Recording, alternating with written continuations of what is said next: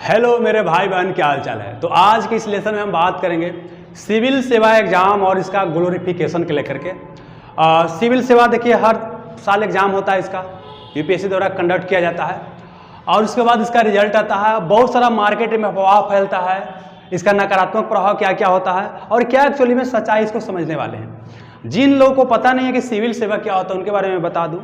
UPSC प्रत्येक साल देश के सबसे बड़े ऑफिसर के लिए एग्जाम कंडक्ट करता है, जिसको आम बोलचाल के भाषा में बोलते हैं आईएएस, आईपीएस, आईएफएस, आईआरएस इत्यादि। इसके अलावा और भी कई सारे सेंट्रल पोस्ट होते हैं सेंट्रल सरकार का, तो यहाँ पर होता है। अब देखिए प्रत्येक साल के बाद 30 साल भी रिजल्ट आया, 700 के आसपास बच्चा सफल हुए। उसके बाद फिर जिस तरह से हर साल ग्लोरिफिकेशन महिमा मंडन शुरू होता है टॉपर्स का, उस तरह से फिर से यहाँ पर शुरू हो गया, ठीक ना। तो पहले सबसे पहले बात करते हैं अफवाह क्या फैलता है कि बहुत जो तेज होता है वही क्या करता है, यूपीएससी एग्जाम कंडक्ट करता है, जो कि सही नहीं है। क्योंकि देखिए यूपीएससी में हर तरह के स्टूडेंट सफल होते हैं, मीडियोकर स्टूडेंट भी सफल होते हैं, तेज भी, टॉपर भी, हर तरह का स्टूडेंट सफल होते हैं। और ये भी देखिएगा जो बहुत तेज है कोई जरूरी नहीं है कि इस एग्जाम में सफल हो जाएंगे, अब बहुत कमजोर है तो ये भी जरूरी नहीं है कि वो सफल नहीं होंगे। मतलब तेज स्टूडेंट भी सफल हो सकते हैं और कमजोर स्टूडेंट भी एग्जाम में सफल हो सकते हैं। ऐसा टॉपर्स को जब एनालाइज कीजिएगा तो आपको समझ में आएगा। फिर क्या है कि जैसे रिजल्ट आता है कोचिंग इंडस्ट्री अपना जो है रंग दिखाना शुरू करता है।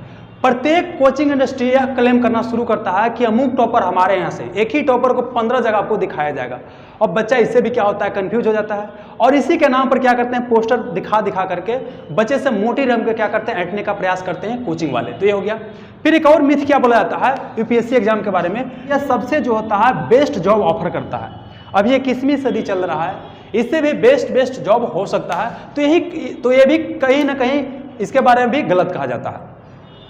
अगला क्या है कि जैसे क्या होता है, रिजल्ट आता है, मीडिया टॉपर्स का रिपोर्ट लेकर के आता है, टॉपर्स का एकदम जीवनी लेकर के आता है। अब आजकल तो सोशल मीडिया और आ गया है, तो इसको लेकर के और जल्दी एकदम वायरल हो जाता है कोई चीज़, और यहाँ दिखाया जाता है टॉपर्स का वीडियो, है ना। और साथ ही क्या है कि प्रीवियस ईयर के जो टॉपर्स हैं उनका शादी का वीडियो दिखाया जाता है। मतलब मसूरी में ट्रेनिंग करने जाते हैं तो वहाँ पे क्या है कि जो लड़का लड़की हैं जो प्रशिक्षु होते हैं वो शादी ब्याह करते हैं, तो वहाँ पर यही देख के बच्चा में मोटिवेशन आता है का तो आजकल कि हमको भी क्या करना है, तैयारी करना है। तो इससे कहीं ना कहीं जो नए बच्चे हैं ना उनके माइंड सेट पर प्रभाव पड़ता है। कई सारा बच्चा क्या है जो तैयारी भी नहीं करना चाहते, अपने लाइफ को एंजॉय करना चाहते हैं, उनको बच्चे से प्रेशर दिया जाता है कि बाबू वहीं से तैयारी करना है। पहले कोई एग्जाम का तैयारी करना होता है, एक समय लेकर के तैयारी किया जाता था, लेकिन अब क्या बोल रहा है कि भाई 10वां से तैयारी करो, उसके बाद क्या बोला लगा 7वें से तैयारी करो। आने वाला समय में ऐसा होगा कि जैसी माँ के घर में बच्चा आया बच्चा यहाँ पर पल रहा है, तब वहीं से क्या हो जाएगा, प्रिपरेशन शुरू हो जाएगा। ये आने वाला समय में होगा, अभी नहीं हो रहा है लेकिन होगा, ये हो गया। अब क्या है ना कि पेरेंट्स और टीचर्स उनको भी लगता है कि दुनिया का सबसे बेस्ट जॉब है। पेरेंट्स को लगता है कि भाई नौकरी हो जाने के बाद एकदम माल मिलेगा, एकदम बड़का तिलक मिलेगा, है ना, बड़का एकदम सफारी गाड़ी मिलेगा, इस तरह से मिलेगा, बड़का जमीन मिलेगा। तो वो भी क्या करते हैं कि बच्चा को प्रेशर डालते हैं कि बेटा हम तो नहीं क्वालिफाई करूँ, कम से कम तू क्वालिफाई कर जा। तो बच्चा के ऊपर क्या होता है कि जबरदस्ती तैयारी करने का प्रेशर आ जाता है ना। और कई बच्चा क्या होता है इस तैयारी में अपना यूथ क्या करते हैं, बर्बाद कर लेते हैं। हालांकि देखिए इसका प्रिपरेशन मैं भी क्या होता है एक चीज़ बताऊंगा कि इसका तैयारी अपने आप में क्या होता है, एक अलग तरह का एक्सपीरियंस देता है। लेकिन कई बार क्या होता है कि एक सच्चाई क्या है कि सबका तो सिलेक्शन होगा नहीं, तो उसमें क्या है ना कि एक यूथ बर्बाद होने का डर लगा रहता है। अभी देखिए रजत संब्याल करके एक आपका कैंडिडेट है, ये बोले कि 10 साल से तैयारी कर रहे थे और इनका लास्ट टाइम खत्म हो गया, इनका सिलेक्शन नहीं हुआ। अब क्या है ना, घर के न है घाट के। कई लोग बोलता है कि जो यूपीएससी की तैयारी कर लेता है कहीं लाइफ में फेल नहीं होता, ये सब कहने कहाने वाला चीज़ है, बहुत स्ट्रगल करना पड़ता है। अब दिखाने के लिए क्या बोलेंगे कि हम टूटे हुए अंदर से, लेकिन वो बच्चा क्या होता है, टूटा हुआ होता है। और इस चक्कर में कई बार क्या होता है कि लोग आत्महत्या तक का कदम उठा लेते हैं। कई बच्चे क्या करते हैं, आत्महत्या कर लेते हैं। तो हम बात सच्चाई की करते हैं कि सच्चाई क्या है। जो बोला जाता है कि बहुत तेज है, ऐसा नहीं कि बहुत तेज बच्चा ही निकालते हैं, मीडियोकर बच्चा भी निकालते हैं। फिर बोला जाता है कि कोचिंग करना जरूरी है, तो बहुत सारे बच्चे क्या है बिना कोचिंग के भी निकाल रहे हैं। अगला क्या बोला जाता है, दुनिया का सबसे बेस्ट जॉब है, ये क्या है, बिल्कुल गलत बात है। दुनिया का सबसे बेस्ट जॉब नहीं है, एक कहने कहाने की बात है।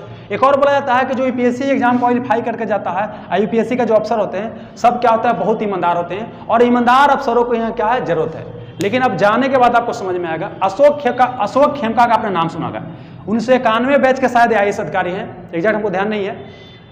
24 साल के करियर में इनको 52 या 51 बार ट्रांसफर किया गया, मतलब 6 महीना के अंदर इनका ट्रांसफर हो जाता है। अब समझिए, ये एक बार बता रहे थे कि हम जिसके विरुद्ध में करप्शन का चार्ज उजागर किए वही भारत का सबसे आईएएस का सबसे बड़ा पद होता है कैबिनेट सेक्रेटरी, उस पद से रिटायर हुआ जबकि हम नीचे रह गए। तो ईमानदार है कितना कदर होता है यहाँ पर समझ सकते हैं, ठीक ना। और एक और चीज़ क्या है कि एक और सच्चाई क्या है कि सब सेलेक्ट नहीं हो सकते हैं, क्योंकि देखिए सीट बहुत कम होता है, लाखों लोग एग्जाम देते हैं, तो जाहिर सी बात है सबका सिलेक्शन होगा नहीं। तो होता है कि जिसका सिलेक्शन हो जाता है उसका तो महिमा मंडन शुरू हो जाता है, और जो सिलेक्ट नहीं होता है उसको बोला जाता है कि तोरे में कमी रह गया। ये नहीं बोला जाता कि एक सच्चाई है कि सबका सिलेक्शन नहीं होगा, बस ये बोला जाता है कि तोरे में कमी था, तो बढ़िया से नहीं पढ़ा था तो सिलेक्शन कहाँ से होगा, ये बोला जाता है। और देखिए बोला जाता है सिविल सर्विस एग्जाम के बारे में सरदार वल्लभ भाई पटेल क्या बोलते हैं कि स्टील फ्रेम है, मतलब इंडिया को मजबूत करने वाला क्या है, ढांचा है। हालांकि क्यों बोला गया इंडिया को मजबूत करने वाला ढांचा, उसके बारे में एक अलग हम लेसन बनाएंगे, लेकिन फिलहाल समझिए क्या है कि भले बोला गया था उस समय कि स्टील फ्रेम के रूप में काम करेगा, इंडिया को मजबूत करने का काम करेगा, लेकिन यह क्या बनकर रह गया, रबर स्टाम्प बनकर रह गया। नेताओं का रबर स्टाम्प बनकर रह गया। नेता जैसे बोलते हैं, जैसे क्या करता है, ऑफिसर वगैरह क्या करते हैं, काम करते हैं। कई बार देखा जाता है कि नेताओं और जो ऑफिसर्स होते हैं, आईएएस अधिकारी वगैरह होते हैं या पुलिस अधिकारी वगैरह होते हैं, उनके बीच क्या होता है, साठगांठ होता है, और साठगांठ के द्वारा क्या होता है, करप्शन होता है। दोनों क्या करते हैं, मिलकर करप्शन करते हैं। अभी देखिए झारखंड में क्या हुआ, पूजा सिंघल एक जो आईएएस अधिकारी थी, उनके विरुद्ध करप्शन का केस उजागर हुआ। अब देखिए पूजा सिंघल तो पकड़ाई है, लेकिन असली मोहरा कौन, असली कौन यूज कर रहा होगा इसको बहुत बड़ा नेता यूज कर रहा होगा। नेता पकड़ाया नहीं पकड़ा। अगर आपको लगता है कि जो ये एग्जाम को क्वालिफाई कर लेता है तो देश के लिए बहुत बड़ा योगदान देता है, तो अभी तक देखिए 20-30 साल के टॉपर्स को उठा लीजिए, जितना टॉपर्स हैं यूपीएससी का, अब देखिए इनका क्या योगदान है, उनको देखिए क्या इनका योगदान रहा इसमें, ठीक है ना। तो एक कहने कहाना की बात है कि यूपीएससी एग्जाम निकलने के बाद देश सेवा करने जाएंगे, सबको यही बोलता है, लेकिन उसको उठा करके देखिए, जितना टॉपर्स है ना उनको उठा के देखिए क्या रियल में देश सेवा कर रहे हैं या अपने पेट सेवा कर रहे हैं। फिर क्या है कि जो भी यहाँ पर ऑफिसर सेलेक्ट होते हैं, ये कॉलोनियल माइंड सेट के साथ काम करना शुरू करते हैं। मतलब क्या है, उनको लगता है कि हम क्या है, राजा है ना, मतलब सेवक नहीं है।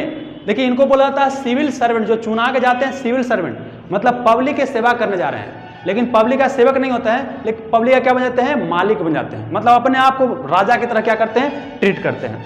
और देखिए इनका मुख्य काम क्या होता है, जो सिविल सर्वेंट चुना करके जाते हैं, कि जो भी सरकार की पॉलिसी है उसको लागू कीजिए, उसको सही तरीके से क्या कीजिए, क्रियान्वयन कीजिए। सही तरीके से अगर पॉलिसी को लागू किया गया होता और सही तरीके से इसका क्रियान्वयन हो रहा होता, तो क्या इतना साल बाद भी भारत अभी विकासशील देश ही रहता।